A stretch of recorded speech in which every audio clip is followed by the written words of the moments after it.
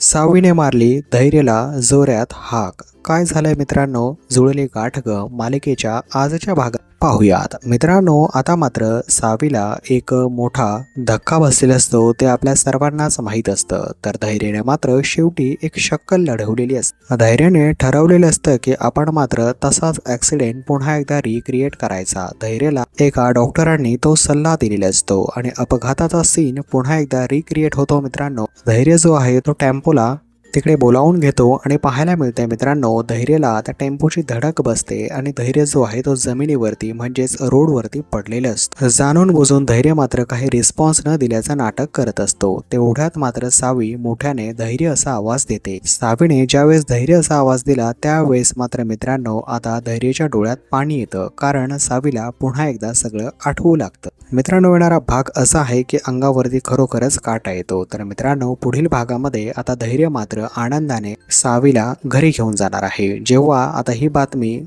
दामिनी आणि बाकी मंडळींना कळेल मित्रांनो, काय होईल पाहणं खरंच इंटरेस्टिंग असणार आहे. मित्रांनो, जुळली गाठ ग ही मालिका दिवसांदिवस जबरदस्त TRPचा टप्पा गेन करत आहे. त्यामुळे तुम्ही आपल्या चॅनलला सबस्क्राईब करा, जेणेकरून येणाऱ्या व्हिडिओज आणि अपडेट तुम्ही मिस नाही करणार. तर मित्रांनो, भेटूया जुळली गाठ ग मालिकेच्या येणाऱ्या पुढील प्रोमोमध्ये. धन्यवाद.